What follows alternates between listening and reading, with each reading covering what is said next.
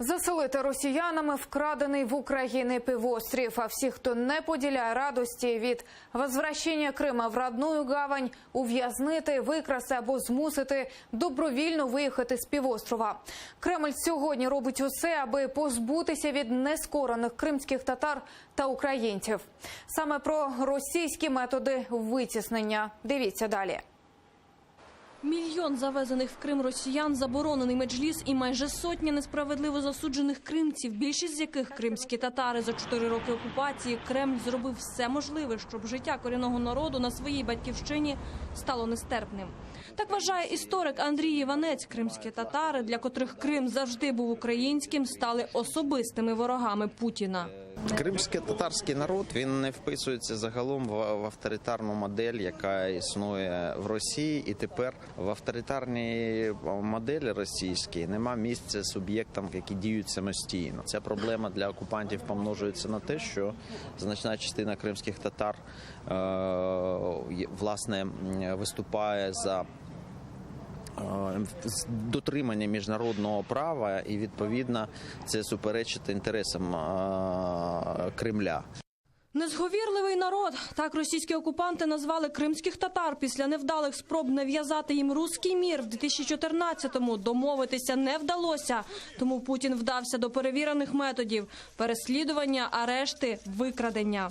Але витіснити кримських татар з їхньої батьківщини не вийде, переконаний Ахтем Чийгоз, навіть під дулами автоматів. І ми в неї, в цю землю вросли. І ніякий бандит типа Путіна или его вот это вот безмозглое, бездушное, жестокое, ватное население с нами не сумеет справиться в плане оттуда нас выдавить. Уничтожить, но есть у них на это инструменты. Но уничтожая нас, они уничтожат и себя, развалят и всю свою любимую матушку Росію. 25 тисяч українців залишили Крим з моменту анексії, і це лише офіційна статистика. До окупації на материк їздили в основному за вищою освітою. Більшість, отримавши диплом, поверталися додому.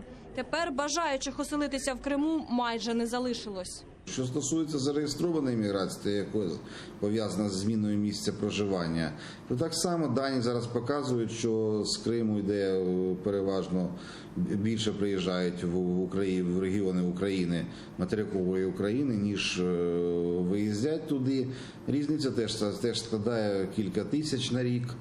Людей в окупованому Криму має бути небагато, і всі вони повинні бути лояльними до політики Кремля, вважають експерти. Утримання анексованого півострова, позбавленого української води, б'є Росії по кишені. З військової бази, на яку за 4 останні роки перетворився вкрадений Крим, змушують виїхати всіх, хто ще пам'ятає, яким він був до окупації.